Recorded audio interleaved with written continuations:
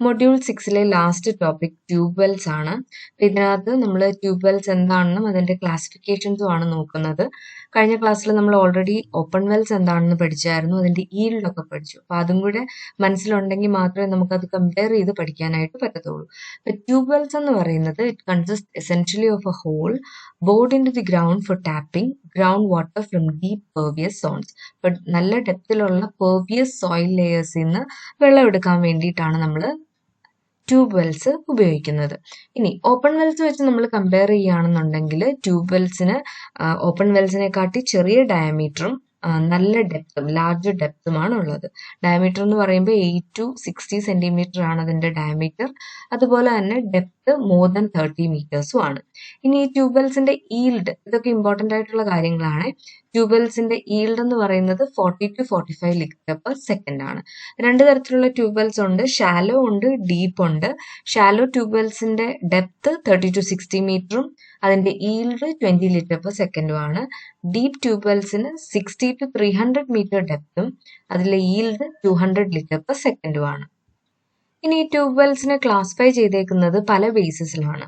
Entry of water into the well, ആ വെല്ലിലേക്ക് എത്ര വാട്ടർ എവിടുന്ന് എൻട്രി ചെയ്യുന്നു എന്നുള്ളതിനെ ബേസ് ചെയ്തിട്ട് ട്യൂബ് വെൽസ് ക്ലാസിഫൈ ചെയ്യുന്നുണ്ട്. പിന്നെ മെത്തേഡ് ഓഫ് കൺസ്ട്രക്ഷൻ, ഡെപ്ത്, അതുപോലെ ടൈപ്പ് ഓഫ് ആക്വിഫർ ടാപ്പ്. എന്ത് തരം, നമ്മൾ പലതരത്തിലുള്ള ആക്വിഫേഴ്സ് പഠിച്ചല്ലേ, ആക്വിക്ലൂഡ്, ആക്വിഫ്യൂജ് ഒക്കെ പഠിച്ചു. അപ്പൊ ഇതിൽ നിന്നാണ് വെള്ളം ഈ ട്യൂബ് വെല്ലിലോട്ട് എത്തുന്നത്, അത് വെച്ചിട്ടും ട്യൂബ് വെൽസിനെ ക്ലാസിഫൈ ചെയ്യുന്നുണ്ട്. ആദ്യത്തത് based on entry of water. Okay, രണ്ട് തരത്തില് വാട്ടർ എൻട്രി വെച്ചിട്ട് ട്യൂബ് വെൽസിനെ ക്ലാസിഫൈ ചെയ്യുന്നുണ്ട്.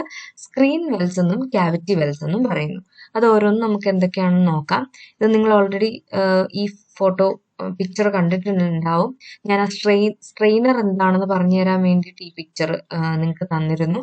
അപ്പോൾ ഈ സ്ക്രീൻ വെൽസിനകത്ത് നമ്മൾ ഇത്തരത്തിലുള്ള സ്ക്രീൻസ് അല്ലെങ്കിൽ സ്ട്രെയിനേഴ്സ് കൊടുക്കുന്നു. കാരണം നമ്മൾ ഈ കുഴിക്കുന്നിടത്തൊക്കെ സോയിൽ ലെയേഴ്സിൽ ഈ ഇംപെർവിയസ് ആയിട്ടുള്ള ലെയറും പെർവിയസ് ലെയേഴ്സും ഒക്കെ കാണും.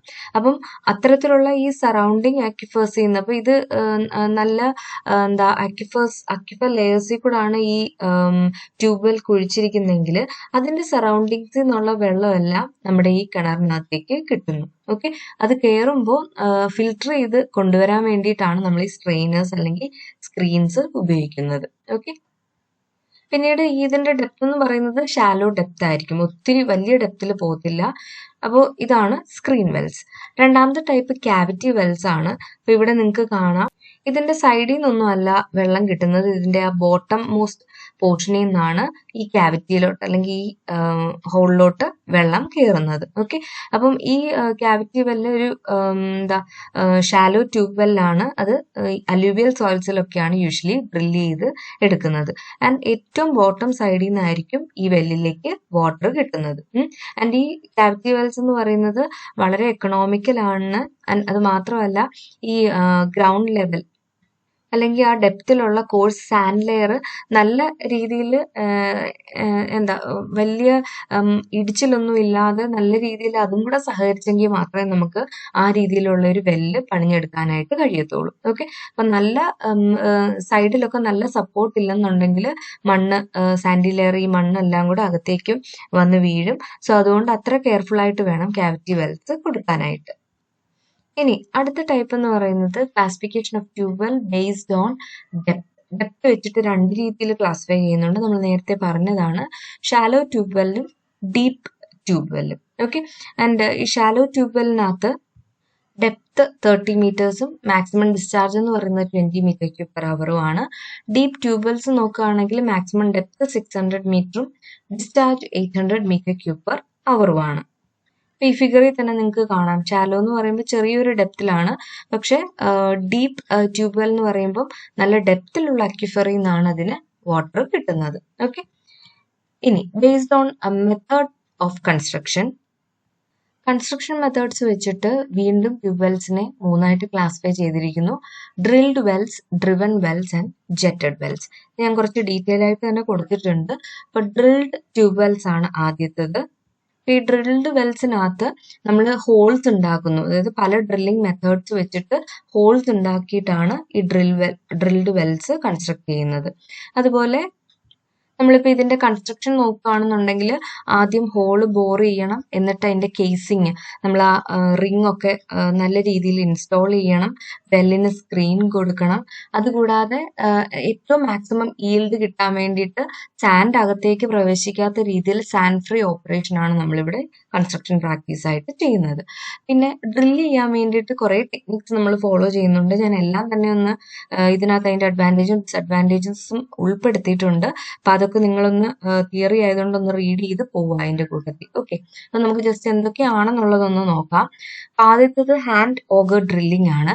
ഇതിന്റെ ടൂൾസ് ആണ് ഈ കാണുന്നത്. നിങ്ങൾക്ക് പഠിക്കാനുള്ള നോട്ട്സ് ഞാൻ ഈ സ്ലൈഡിൽ തന്നെ കൊടുത്തിട്ടുണ്ട്. അപ്പോൾ ഈ ഹാൻഡ് ഓഗർ ഡ്രില്ലിങ്ങിനകത്ത് ഈ കാണിച്ചിരിക്കുന്ന ഓഗർ ഹെഡ്സ് ആണ് നമ്മൾ മണ്ണ് കട്ട് ചെയ്യാൻ വേണ്ടിയിട്ട് ഉപയോഗിക്കുന്നത്. കട്ടിംഗ് ടൂൾസ് ആണ്. അപ്പൊ ഇത് പതുക്കെ റൊട്ടേറ്റ് ചെയ്ത് മണ്ണിലേക്ക് ഇറക്കുന്നു.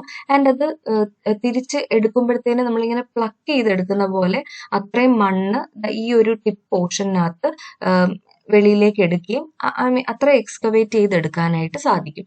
പക്ഷേ ഇതിന്റെ ഒരു വൺ ഓഫ് ദി ഡിസഡ്വാൻറ്റേജ് എന്ന് പറഞ്ഞാൽ നമ്മൾ ഇങ്ങനെ ചെയ്തുകൊണ്ടിരിക്കുന്ന വളരെ സ്ലോ ആയിട്ടുള്ള ഒരു പ്രോസസ്സാണ്. കാരണം ചെറിയ എമൗണ്ട് ഓഫ് സാൻഡ് മാത്രമേ നമുക്ക് ഒരു ടൈം എടുക്കാൻ പറ്റത്തുള്ളൂ. അതുകൊണ്ട് കുറച്ച് ഇച്ചിരി സ്ലോ ആയിട്ടുള്ള പ്രോസസ്സാണ്.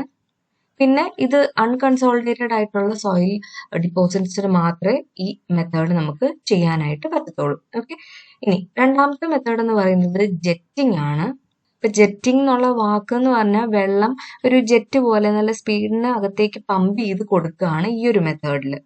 നല്ല ഫോഴ്സിൽ വെള്ളം പമ്പ് ചെയ്ത് ഒരു കുഴി പോലെ ആക്കി താഴോട്ട് എത്ര ഡെപ്ത് വേണോ അത്രയും ഡെപ്ത് വരെ വെള്ളം പമ്പ് ചെയ്ത് ഹോള് ക്രിയേറ്റ് ചെയ്ത്, അപ്പം അങ്ങനെ ക്രിയേറ്റ് ചെയ്യുമ്പം ഈ താഴോട്ടുള്ള അടിയിലോട്ട് നമ്മൾ കുഴിക്കുന്നതിന്റെ മണ്ണും അതിന്റെ ഡെബ്രിസ് ചെറിയ വേസ്റ്റ് പാർട്ടിക്കിൾസ് എല്ലാം കൂടെ ആ വെള്ളത്തിന്റെ ഒപ്പം പമ്പ് ചെയ്ത് വെളിയിലേക്ക് വരുന്നു. ആ വെളിയിലോട്ട് തെറിച്ചു വരുന്ന ആ വെള്ളം അത്രയും നമ്മൾ വേറെ എവിടെയെങ്കിലും കളക്ട് ചെയ്ത് മാറ്റുന്നു. ഓക്കെ, അപ്പൊ ആ താഴേക്കുള്ള ആ പാത്ത് ഫുള്ളും വാഷ് ചെയ്ത് വെളിയിലേക്ക് കൊണ്ടുവരാനായിട്ട് ഈ വാട്ടർ സഹായിക്കുന്നു. പിന്നെ ഇതിനകത്തും ഈ മെത്തേഡ് അൺകൺസോളിഡേറ്റഡ് ആയിട്ടുള്ള റോക്സിന് മാത്രമേ പറ്റത്തുള്ളൂ. അതായത് സാൻഡ്, സിൽക്ക്, ക്ലേ ഇതിനൊക്കെ മാത്രമേ കഴിയത്തുള്ളൂ. പിന്നെ ഒരുപാട് വെള്ളം വേണ്ടി വരും ഈ ഒരു പ്രോസസ്സ് ചെയ്യാൻ വേണ്ടിയിട്ട്. പക്ഷെ എക്യുപ്മെന്റ് സിമ്പിൾ ആണ്. ഓക്കെ, ഇനി മൂന്നാമത്തെ ടൈപ്പ് സ്ലഡ്ജിങ് അല്ലെങ്കിൽ റിവേഴ്സ് ജെറ്റിംഗ് എന്ന് പറയും. നമ്മൾ ജെറ്റിംഗ് എന്താന്ന് പഠിച്ചതാണ്. അതുപോലെ തന്നെയാണ് ഇതിനകത്ത് പ്രോസസ്സും.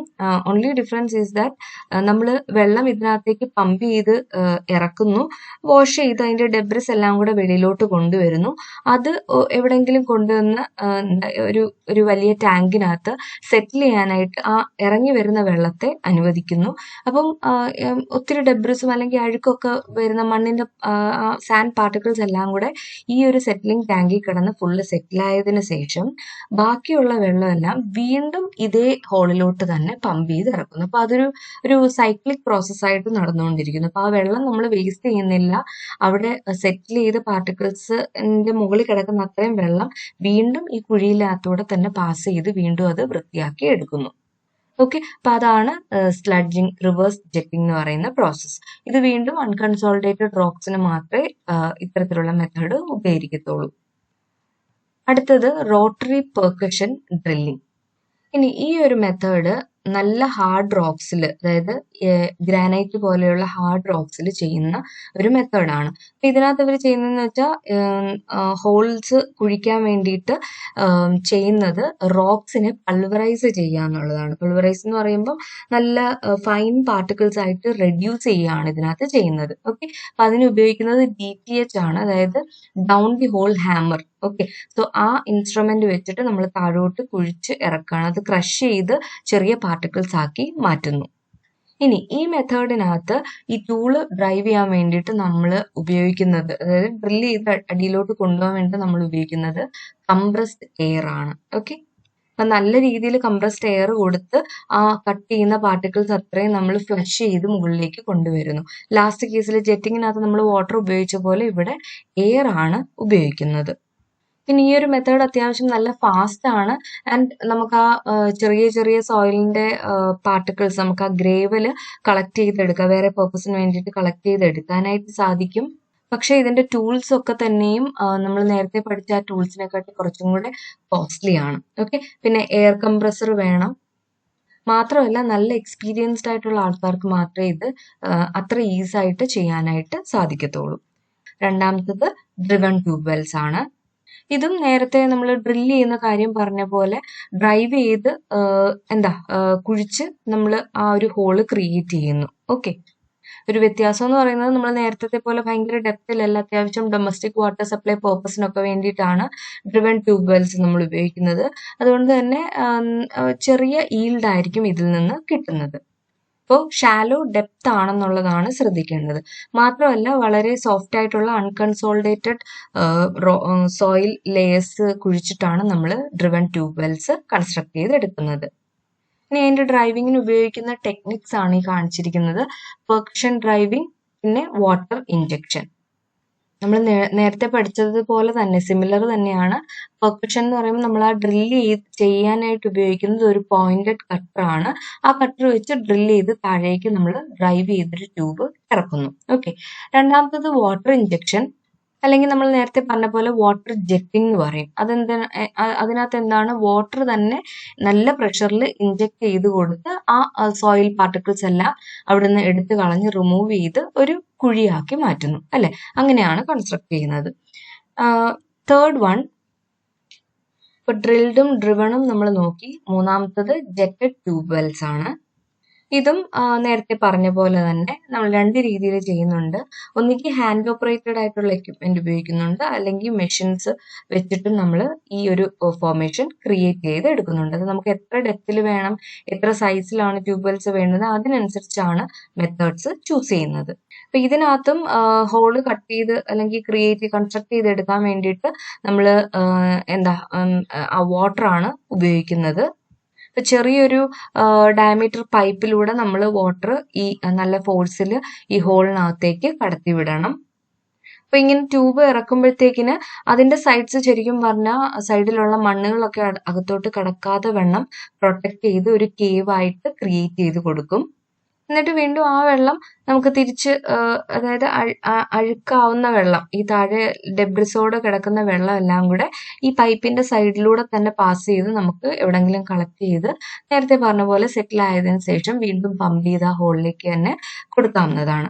ഇനി ഇത്തരത്തിലുള്ള ജെറ്റഡ് ട്യൂബ് വെൽസിന് ഈൽഡ് വളരെ കുറവായിരിക്കും. അതേപോലെ അൺകൺസോൾഡേറ്റഡ് ഫോർമേഷനിലാണ് ജെറ്റഡ് ട്യൂബ് വെൽസ് കൺസ്ട്രക്ട് ചെയ്ത് എടുക്കുന്നത്. ഇനി based on type of aquifer, ഇതാണ് ലാസ്റ്റ് ടൈപ്പ്. അപ്പൊ ഇതിന്റെ categories water table wells, semi artesian wells and hard rock bore wells ആണ്. അപ്പൊ അവിടുത്തെ ആ ഒരു ആക്വിഫറിന്റെ ക്യാരക്ടറിസ്റ്റിക്സും അതേപോലെ തന്നെ ലൊക്കേഷനും ഒക്കെ നോക്കിയിട്ടാണ് നമ്മൾ വെൽസിനെ ഇങ്ങനെ കാറ്റഗറൈസ് ചെയ്തേക്കുന്നത്. ഫോർ എക്സാമ്പിൾ, ഈ വെല്ലിന് വാട്ടർ ടേബിളിൽ നിന്നാണ് വെള്ളം കിട്ടുന്നതെന്നുണ്ടെങ്കിൽ അതിനെ നമ്മൾ വാട്ടർ ടേബിൾ വെൽസ് എന്ന് പറയുന്നു. അതേപോലെ സെമി ആർട്ടീഷ്യൻ ആണെന്നുണ്ടെങ്കിൽ സെമി ആർട്ടീഷ്യൻ വെൽസും ഉണ്ട്. ശരിക്കും ഈ ആർട്ടീഷ്യൻ വെൽസിന്റെ ഫെർദർ ക്ലാസിഫിക്കേഷൻ ആണ് സെമി ആർട്ടീഷ്യനും അതേപോലെ തന്നെ ഫ്ലോയിങ് ആർട്ടീഷ്യൻ വെൽസ് എന്ന് പറയും, ആ രണ്ടെണ്ണവും. പിന്നെ ട്യൂബ് വെൽസ്, ഇപ്പൊ ഹാർഡ് റോക്ക് ഫോർമേഷനിലൊക്കെ ബോർ ചെയ്യുന്ന ട്യൂബ് വെൽസിനെ ആണെന്നുണ്ടെങ്കിൽ നമ്മൾ ഹാർഡ് റോക്ക് ബോർവെൽസ് എന്ന് പറയുന്നു. ഓക്കെ, ഇനി ആദ്യത്തെ ഈ വാട്ടർ ടേബിൾ വെൽസ് നമ്മളിപ്പോൾ പറഞ്ഞ പോലെ അത് ഇൻസ്റ്റാൾ ചെയ്യുന്നത് അൺകൺഫൈൻഡ് ആയിട്ടുള്ള ആക്വിഫേഴ്സിലാണ്.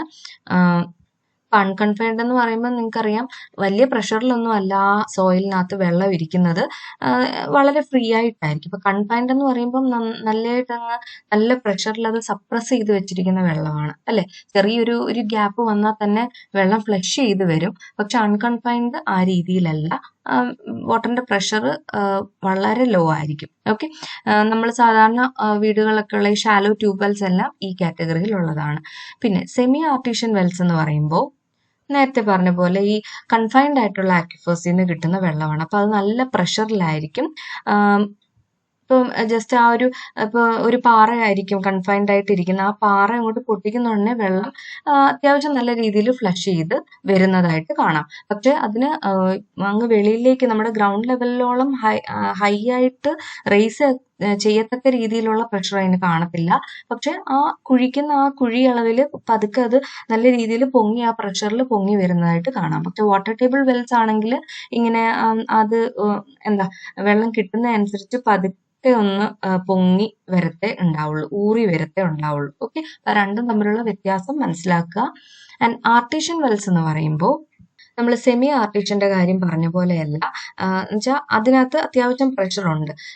അതിനെക്കാട്ടി പ്രഷറിലായിരിക്കും ആർട്ടിഷ്യൻ വെൽസിൽ വെള്ളം നമുക്ക് കിട്ടുന്നത്. അപ്പം പ്രഷർ എന്ന് പറയുമ്പോൾ in such a way that അത് വെളിയിലേക്ക് ഓവർഫ്ലോ ചെയ്യത്തക്ക രീതിയിൽ അത്രയും പ്രഷറിലാണ് വെള്ളം അതിനകത്ത് ഇരിക്കുന്നത്. ഇവിടെ ഇപ്പോൾ ഒരു ഗ്രൗണ്ട് ലെവൽ അതിനകത്തുനിന്ന് ഈ എന്താ കൺഫൈൻഡ് ആയിട്ടുള്ള അക്വിഫറിൽ നിന്ന് വെള്ളം പുറത്തേക്ക് വരുന്നതായിട്ട് നിങ്ങൾക്ക് കാണാം.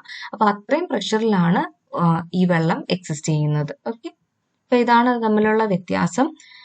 ഇത്രയാണ് നമ്മുടെ എന്താ ട്യൂബ്വെൽസിന്റെ ഈ ഒരു മൊഡ്യൂളിനകത്ത്, ഐ മീൻ ടോപ്പിക്കിനകത്തുള്ളത്. ആൻഡ് ട്യൂബ്വെൽസിന്റെ ഒരു അഡ്വാൻറ്റേജ് ഡിസഡ്വാൻറ്റേജ് കുറച്ച് പോയിന്റ്സ് ഒക്കെ കൊടുത്തിട്ടുണ്ട്. കൂടുതൽ പോയിന്റ്സ് നിങ്ങൾക്കും കണ്ടുപിടിച്ച് അതിന്റെ കൂടെ ആഡപ്പ് ചെയ്ത് പഠിക്കാവുന്നതാണ്. Okay, thank you.